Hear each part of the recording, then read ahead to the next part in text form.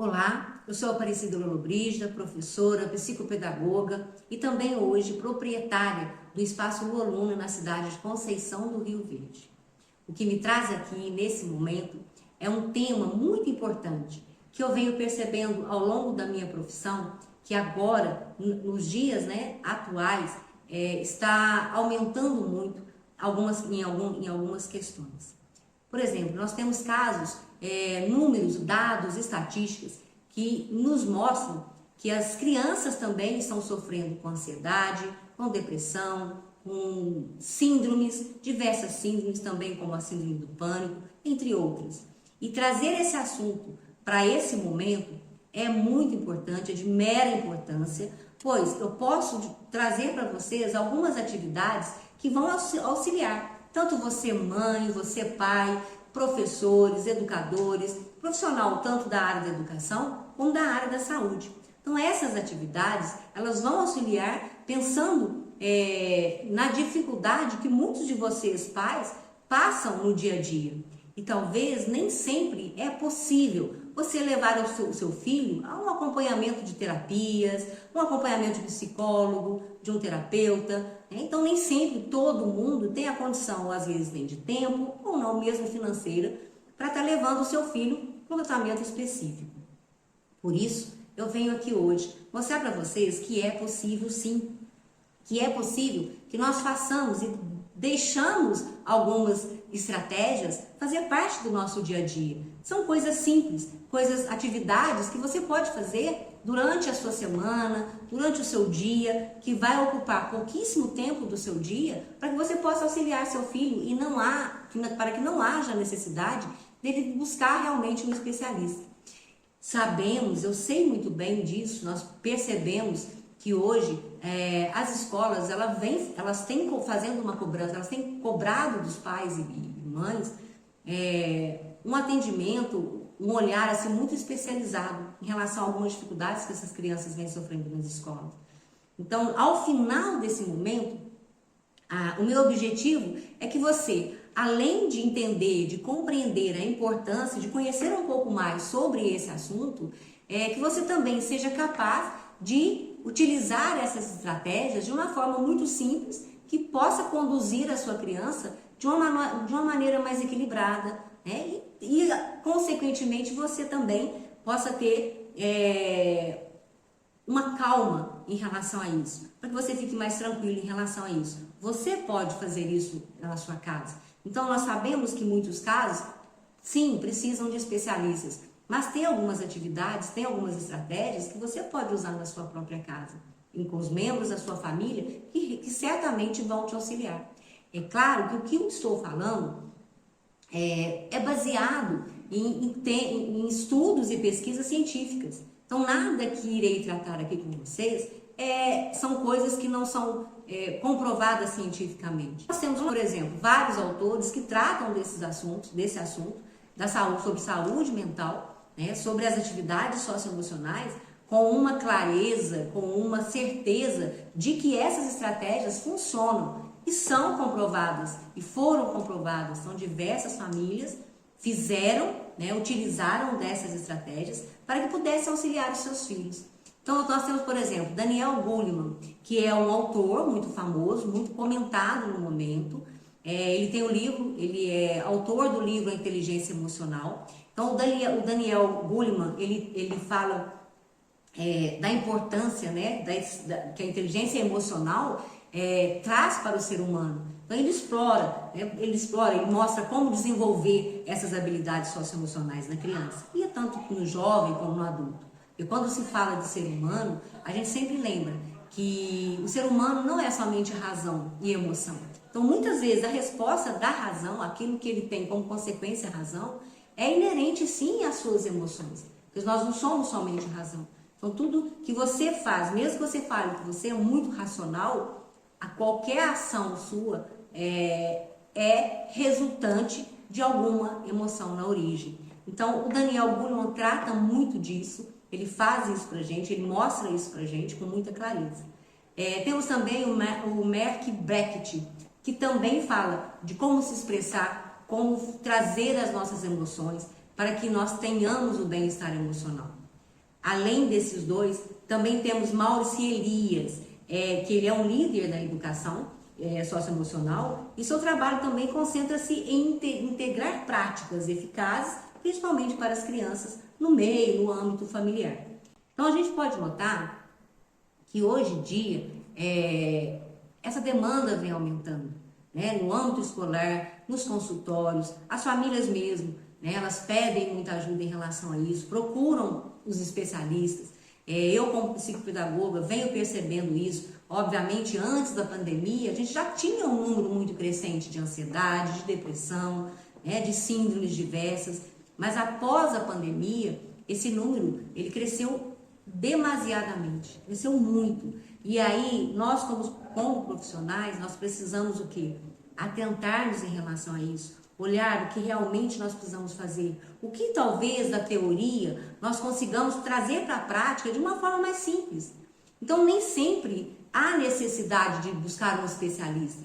Sim, claro, tem casos que serão necessários, mas alguns não. Alguns casos você pode conseguir alterar ou modificar e auxiliar aquela criança em relação ao seu comportamento dentro de casa.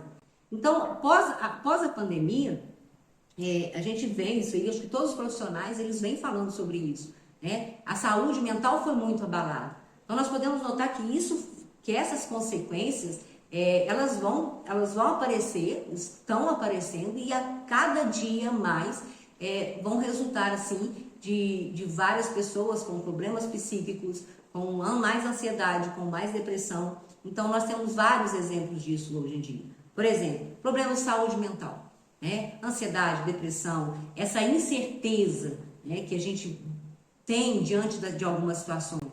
Então, estudos indicam que o momento pós-pandêmico trouxe várias cicatrizes. Para alguns, foi muito tranquilamente, mas para outros não. Então, essa incerteza que gerou estresse, né, relacionado com insegurança, então fez com que os problemas de saúde mental aumentassem, né, nesses últimos 2 anos. Então, os órgãos de saúde eles estão mostrando isso estatisticamente. Também a pandemia, ela nos trouxe um impacto gigantesco no desenvolvimento acadêmico. Isso aconteceu com a sua criança? Aconteceu com o seu filho? Provavelmente sim, ou às vezes em alguns casos até não. Mas a grande maioria, o desenvolvimento na escola, ele foi afetado. Então, por exemplo, no ano passado, vamos dizer, nesses últimos anos, eu tive contato com os alunos, e olha que eram os alunos de ensino médio. Os alunos de ensino médio, eles relatavam que quando eles voltaram, quando eles retornaram para a escola, eles tiveram, sim, uma grande ansiedade, uma incerteza, uma insegurança. Às vezes nem participavam da aula por medo de falar, como se eles estivessem amedrontados num ambiente que não fosse seguro para eles. Então, esse desenvolvimento acadêmico foi totalmente abalado e vem criando resultados em relação a isso. Temos agora um exemplo muito claro sobre esse transtorno ou esse desempenho, né, esse impacto negativo que houve nas escolas. Acabamos de sair dos resultados do Enem. A grande maioria, nós tivemos uma média muito baixa, uma média de corte muito baixa diante dos outros anos. Né? A média desse ano ela foi abaixo daquilo que era esperado. Por quê? Porque os meninos ainda estão sofrendo dessas consequências do momento pós-pandêmico. Né? Nós temos também um aumento do comportamento desafiador. O que é o aumento do comportamento desafiador? É aquele momento que você começa a entender, perceber na sua criança que ela tem um sentimento, talvez, de que ela seja o centro das atenções, de que ela seja a dona da situação. É aquele comportamento, talvez, de desobediência, aquele comportamento de não aceitar o não como resposta. Então, nós temos muitos casos de crianças que estão desafiando os seus pais. E às vezes, se a situação não for de acordo com aquilo que ela esteja esperando, ela tem surtos, ela entra em crise. Então, isso está muito comum. E devido a esse problema, devido a esse impacto também, né, nesse comportamento desafiador, muitos pais, sem saber, né, na ânsia de tentar resolver esse problema, eles buscam os especialistas. Então, são coisas que às vezes, numa simples atividade ou uma simples rotina, você pode conseguir sanar. Obviamente que cada caso é um caso, mas muitas vezes, algumas atividades que nós mesmos fazemos com os nossos filhos podem ser o suficiente. Além desses problemas que eu já citei, nós temos também como desafio, que veio nesse momento da pós-pandemia, as nossas relações sociais, elas foram abaladas, mesmo para adultos, foram abalados no sentido de nós tivemos que vivenciar um momento de insegurança, de não saber o que estava por vir, um momento de não se interagir, um momento de não estar mais com seus amigos no momento que vocês precisavam. Então isso também afetou muito as pessoas, além das sequelas físicas também que a pandemia nos deixou. Então para muitos foi um momento tranquilo, foi um processo tranquilo, foi um processo novo, que ninguém tinha passado, mas que passou tranquilamente. Mas para uma grande maioria esse processo foi muito foi uma mudança, foi muito difícil as pessoas terem enfrentado um momento de pandemia. Então, nessas relações sociais, nós tivemos, assim, um abalo, Quando a gente teve que voltar para a sociedade, nós tivemos que... É como se tivesse que enfrentar um mundo novo. Além disso, também nós tivemos as taxas de evasão das escolas. A abstenção escolar, ela foi gigantesca. Pelo fato de que, no momento da pandemia, muitos meninos, principalmente os maiores de ensino médio, quando eles ficavam em casa, surgiu a necessidade de às vezes, trabalhar para ajudar financeiramente na família. Então, muitos aproveitaram esse momento para isso. Porém, quando eles tiveram que retornar, aí veio um outro segundo momento, eu tenho que fazer minha escolha. Eu volto para a escola ou eu continuo trabalhando para ajudar meus pais? E diante disso, muitos não voltaram. Então, nós falamos que houve, sim, uma abstenção escolar. Então, muitos alunos não retornaram às suas escolas, ao seu ambiente acadêmico ali. Então, essas estatísticas, elas indicam para a gente a importância de priorizar o desenvolvimento socioemocional. Então, agora, está muito claro, nós precisamos, sim, trabalhar essas atividades nas nossas crianças, principalmente nas nossas crianças, porque é onde nós sabemos que a fase de desenvolvimento intelectual, cognitivo, emocional dessa criança. Então, através de algumas atividades, você pode fazer com que essa fase seja mais tranquila. Porque o que a gente não resolve na idade infantil, posteriormente, não tem mais como sanar.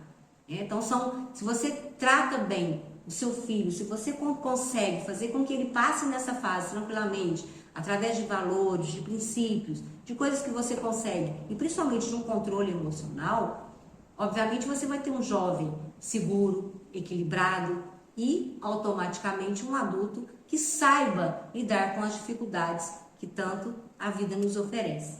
Então, na verdade, são dados, são estatísticas que são comprovadas, O IBGE nos traz dados sobre essas questões da saúde emocional. Nós temos o Ministério da Saúde, alguns órgãos ligados à psicologia também nos falam muito isso. Então, a Organização Mundial de Saúde, a Organização de Saúde Mental. Então, vários órgãos que estão nos indicando esse número crescente de problemas mentais, de doenças da saúde relacionadas à saúde mental. E nós, como profissionais da área, temos que oferecer o máximo de ajuda possível, Essas pesquisas que eu venho fazendo ao longo do tempo, a gente tem que estudar sempre, estar sempre mantendo, sempre estudando, buscando fontes fidedignas sobre esse assunto, além também do tempo que você tem, tempo que a gente tem de profissão. Então, esses 33 anos que eu trabalhei na área da educação, eu venho estudando, venho vendo e pesquisando para que eu pudesse trabalhar na minha área de uma forma fácil, que eu pudesse passar para os meus alunos ou praticar dentro da minha sala de aula atividades que eu pudesse também auxiliá-los.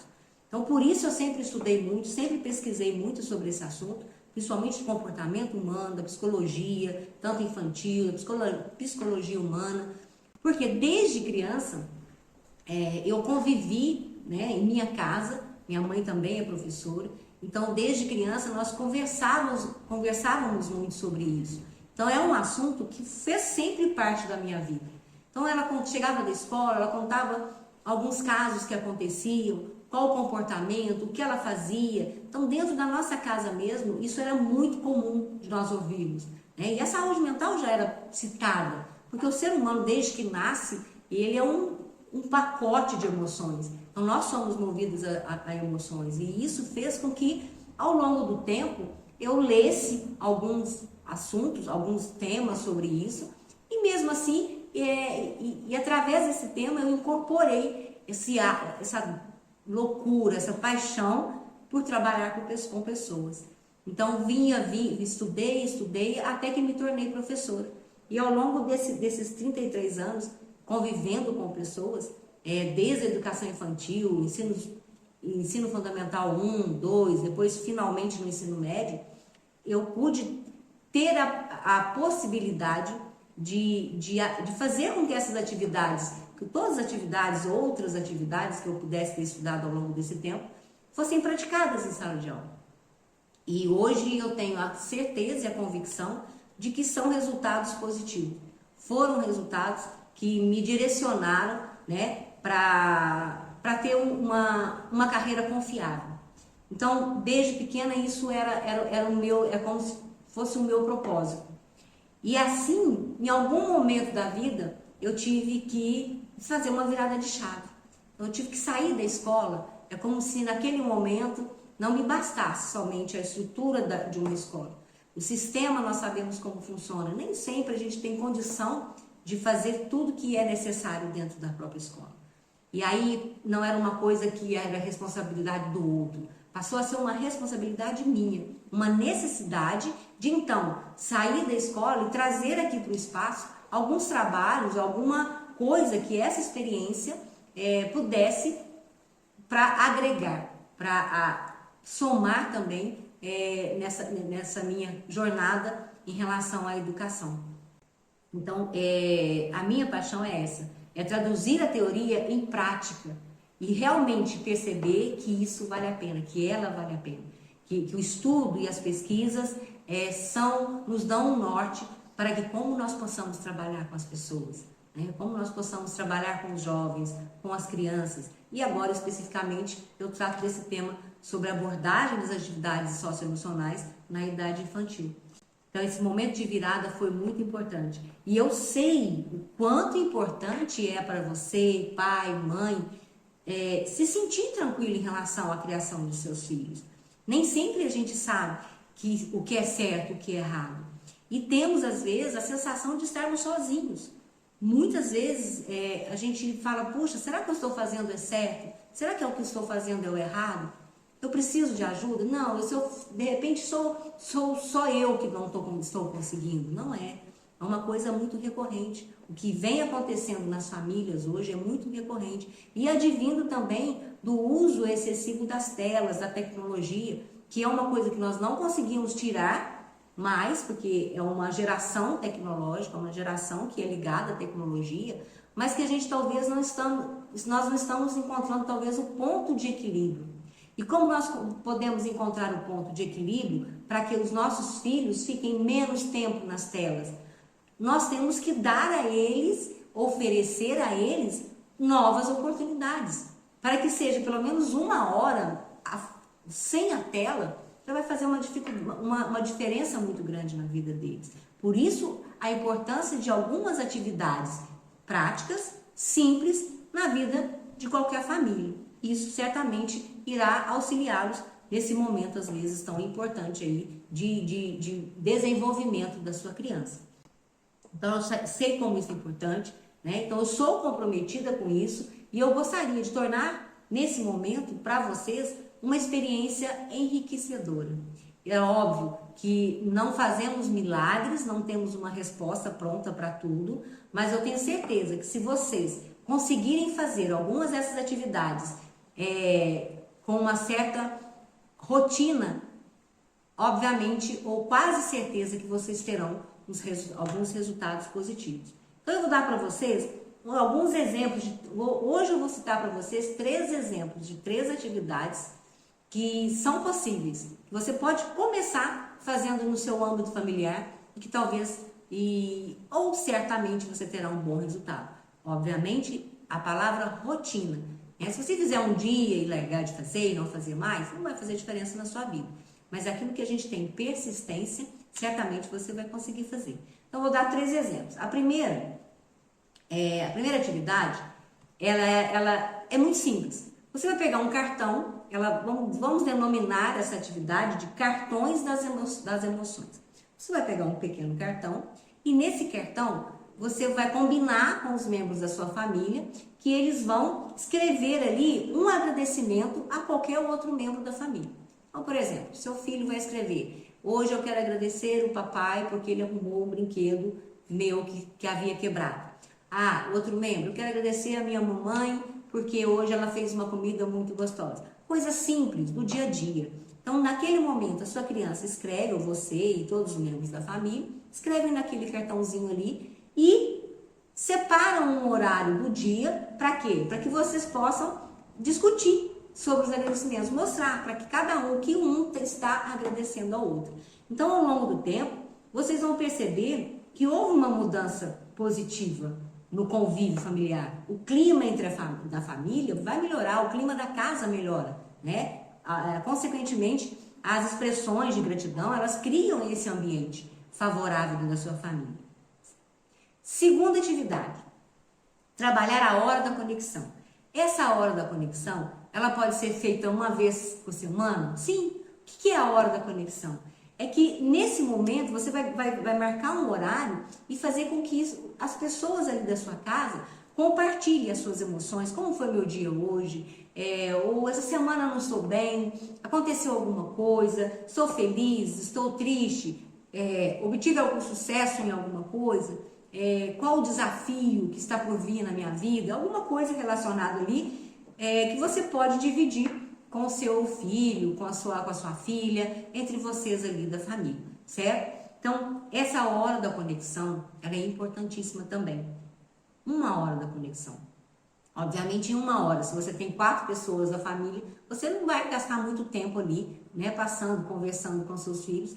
E esse resultado, ele é comprovadamente favorável. Então, tem se percebido que os membros das famílias que conseguem fazer essa hora da conexão, eles se tornam mais abertos, mais compreensivos, tá certo? Então, o ambiente, a pessoa sente que está num ambiente mais seguro, né, para conversar e falar um pouco mais das suas emoções. E, por fim, nós temos o calendário das emoções.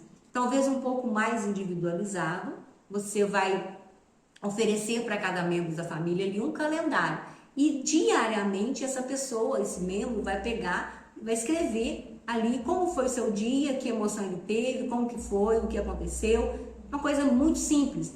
Também sabemos que nem sempre, nem todos os dias vão ser possíveis para a pessoa escrever ali ou relatar o que ela fez ou como ela está se sentindo. Mas você, como autoridade, como a gestora desse trabalho, você deve sim fazer com que seu filho faça e siga esse ritual do calendário. Esse calendário, ele é muito importante, por quê? Porque ele trabalha a autorregulação. Então, a pessoa, ela vai conseguindo, ela mesma, conseguir entender um pouquinho de si mesma. E quando você passa a entender as suas emoções, como você reage a cada tipo de situação, aí vem o conhecimento de si mesmo, que posteriormente pode ser um assunto também, um outro tema que nós podemos trabalhar e falar um pouco mais. E, enfim, essas atividades são simples, são 3 atividades que você pode iniciar. Obviamente, nós temos outras atividades, são infinitas atividades que poderão ser trabalhadas no seu dia a dia, ok? Então, eu quero que vocês tentem fazer, façam essa experiência e provavelmente nós teremos outros momentos para a gente conversar, para que vocês possam me dar um feedback, se você achou, o que você achou das atividades, se você percebeu um resultado, lembrando que nada é de curto prazo, médio e longo prazo. Tudo muito rápido não acontece, isso é uma transformação. Então, se você está aqui hoje me ouvindo está disposto a participar dessa transformação no desenvolvimento socioemocional do seu filho, eu estarei aberta para novos encontros, para novos momentos, para que a gente possa discutir sobre isso. Em resumo, investir nas habilidades socioemocionais dos nossos filhos não é apenas um presente para ele, é um presente para você, é um presente para o mundo. Porque, afinal de contas, nós estamos semeando o futuro de uma criança. E nós sabemos que quando a gente cuida de uma criança, obviamente nós estamos transformando a vida desse ser, a vida dessa pessoa, para que ela possa transpor todos os desafios que ela virá, né? Então eu quero agradecer a presença de vocês, que é através dessa reciprocidade que a gente compartilha esse conhecimento, e eu espero fielmente fortalecer esse laço com vocês e possivelmente, quem sabe, numa comunidade futura, e que vocês tenham muito sucesso na criação dos filhos de vocês e provavelmente teremos mais encontros como esse. Então, muito obrigada, até breve.